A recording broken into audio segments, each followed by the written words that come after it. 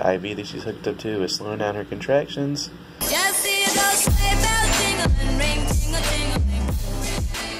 Good morning, everyone, and welcome to Vlogmas Day 14. I just got a shower, and now Alex is getting a bath. He's been in here for like an hour, though. He does not want to get out. But I got ready and got myself presentable because in a little while I have an appointment to get another ultrasound and check out my 2 placentas. That feels weird saying that, but yeah, they have to check on that. Then they have to check on my low-lying placenta to make sure that it's moved to the correct position now that it's supposed to be at. Alex has been up since 6 o'clock this morning, which was just so much fun. I would go to Grandpa's house. Yeah, we are gonna go in a little while. Let's do a little OOTD for today. I want to show you what I'm wearing. So I'm wearing, I have to like stand on my tippy toes to show you, but I'm wearing just a white maternity shirt and then the sweater and some jeans, if you can see them. And there's Alex in the background taking a bath, but you can't see anything, so it's okay. But yeah, that is what I'm wearing, and I don't know how I feel about this sweater, to be honest. I feel like it makes me look kind of wide. Hey, belly button. But you know what? It's okay to be wide, okay? I am comfortable, and this sweater is really, really comfortable. I've been enjoying wearing these type of sweaters during pregnancy because you can just throw on like a maternity top, even if it's short sleeve underneath, and just put one of these on, and you still look together, put together, but you feel comfortable. Why are you giving me these? They're all wet. No, it's not. They are. No, put it up there. Oh, put it up here. Are you cleaning up? Okay, hold on. I gotta do this with one hand. Are you ready to get out? Yeah. Let's go get dressed. Grandpa. Before you get all pruny and raisiny. Grandpa. He needs to go to Grandpa's, he says. I'm going to Grandpa's house. Okay, let's go get dressed. Hello everyone. As you can see, it has been quite a while since I last picked up the camera. We have had a very stressful evening. I'm sitting in Adrian's room now. I already put Alex to bed and everything. Like I said earlier, we had an appointment today to get another ultrasound and check on my low-lying placenta and also my little extra placenta that I have. It's just like a little lobe off the side. Good news is I no longer have a low-lying placenta. It's in its normal position, and then the extra placenta is fine. It's just there, and the baby's doing really well. He weighs 4 pounds 10 ounces now already at 32 weeks, and he's got a big old head just like Alex. But after I received the ultrasound, she let me know that my fluid levels are high inside my uterus, so the baby's swimming in a lot more fluid right now, which it actually explains why my stomach looks a little bit bigger than a normal like 32-week belly, because I have some extra fluid. And she said, I'm gonna go ahead and let you see your doctor now, even though I was supposed to just get the ultrasound, because of the extra fluid. So I waited and we spoke with her, and she said that there is a chance that even though I passed my 1-hour gestational diabetes test, my cat is over there being annoying, but even though I passed my 1-hour glucose test, she said there's a possibility that I could still have gestational diabetes. And with the gestational diabetes, you see a higher water level. I don't know how to say it. You see more fluid in the uterus with the baby whenever that's to happen. But she said sometimes they can see like the face will be super puffy and there's a lot of water like in the baby's face and all that. She said she didn't see any of that, just extra fluid. I have to go back in next Tuesday for the 3-hour test, which is gonna be horrible, and I have to fast for it. So I'm gonna go in for that, get that done. But then when I was walking out, a lady handed me a sticky note. She was like, they're waiting for you over in labor and delivery to get your non-stress test done. And I looked back at my doctor, she hadn't said anything while I was in the room. So I looked back at her and she was like, you have to get a non-stress test done every 2 weeks now because of the fact that your fluid is higher, and we just want to make sure the baby's okay and everything. And I was kind of shocked, and I felt like I was gonna cry because I've never gone through this with Alex. The pregnancy with him was super easy, so I was just like, oh my gosh, not only could I possibly have gestational diabetes, but now I have to go in for these non-stress tests, and it was just crazy. So they said, go get something to eat and then head on over there, they're waiting for you. So we got some food. Oh, also, side note, I was very worried that it was something that I did that caused me to have the gestational diabetes, but she said that it could just be genetics. It's nothing that I've done personally or whatever. Nothing I could have done to prevent me having it. She just said, since as you age, your body changes. It's different with every pregnancy, and then it could just be in my family, which diabetes does run in my family. So that was tough hearing, but I'm gonna go ahead and start working on the diet. And we went to the grocery store. Oh my gosh. We went to the grocery store this evening and I got some good food to eat, so I will show you guys that after I explain everything. But we went to labor and delivery, and whenever we got there, you know, they took all my information and we went in and she hooked me up to the monitor. And she said, we just have to monitor the baby for 20 minutes just to make sure the heart rate is okay, and then also to make sure there's a lot of movement. So everything was fine. The heart rate is fine. She said, your baby looks perfect. Everything's fine. Lots of movement. But I was having a lot of contractions. I was having contractions every 2 minutes, she said. And I could feel most of them. There's some that she said, you just had a contraction, but I didn't feel it very much. But she was like, normally this is only a 20-minute thing, but because of your contractions, I don't feel comfortable letting you leave. So she gave me water. She said just to sip on that and see if the contractions go down, and they didn't. Drink on that water.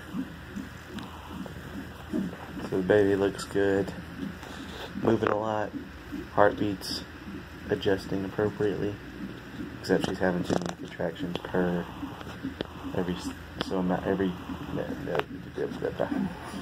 too many rapid fire contractions, so we're trying to get them to slow down before they can dismiss us.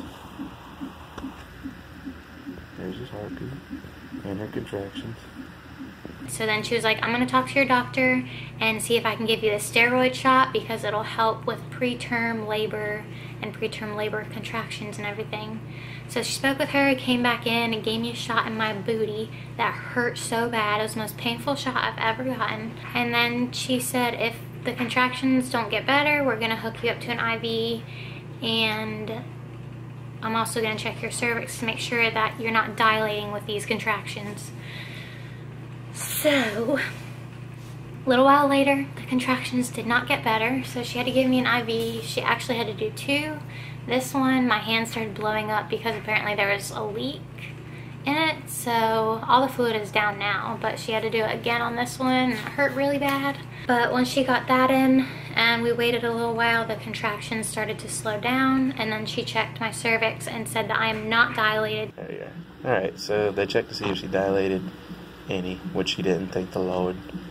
And the IV that she's hooked up to is slowing down her contractions. So once that whole bag has entered her stream of bloodliness, we're good to go. Yay. Any words? I'm gonna get the nursery done tonight. Yeah. We need 1 more month. Yeah. 1 Everyone, more month. please keep your fingers crossed that this baby stays in for another Yeah. one. Toes crossed. So I was able to go home, but I have to go back tomorrow to get another steroid shot, and then I also have to go back at 6. I can't go any earlier than 6:15 because it has to be 24 hours from when she checked my cervix. She's gonna do some type of swab where I can't remember what it's called, but they're gonna check to see if I'm at risk of going into labor by 34 weeks. And if it's negative, then we're good. If it's positive, she said it's only a small percent. It could be even like just a 2% chance, but it still comes back positive, and then we know, okay, we need to be looking out for this and getting prepared and things like that. So I'm really anxious. I talked about how I'm dealing with a lot of anxiety right now in my pregnancy update, and now I'm even more anxious. And I just hope that he stays in there for at least another month. Please, everyone, pray. Do whatever you do to help us. Because, keep your fingers crossed, anything. We just want this baby to stay in for at least another month, because at 36 weeks, she said, a lot of the times they don't really have to go into the NICU or anything like that. They may have jaundice and stuff like that. So yeah, that has been our evening. When we got home, I moved all of Adrian's clothes. Well, they're Alex's hand-me-downs, but all of them into his bedroom. And I want to start getting that situated because he could surprise us and want to come super early, and I want everything to be ready. I don't want to be having to stress about the nursery. I'm going to show you what I got at the grocery store now to start eating right in case I have gestational diabetes. So come along with me to the kitchen if I can get up. Okay, so she said the biggest thing is I need to be eating a lot more protein, less carbs, unless the carbs are vegetables and fruits, and fats. Fats are important too. She said just shop on the outside of the store, the grocery store, where all the fresh produce is and everything like that, and then cheeses and Greek yogurt, no regular yogurt, just Greek yogurt, because the amount of protein that's in it. So I did get some fruit. We got some apples and some oranges and bananas, because I love me some bananas. And then we got cheese sticks. I wasn't going to get these, but Alex wanted them, so we got the cheese sticks. And then we got 2 blocks of sharp cheddar cheese. And then, what is this? The Oikos, or however you say it.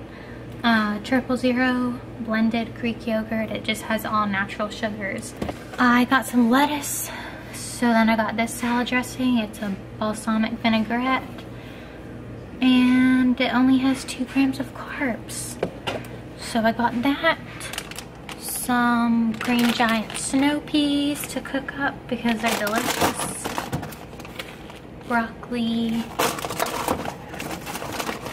Celery. My mom gave me the idea to have celery and peanut butter as a snack, which I used to eat when I was younger, so that sounds really good.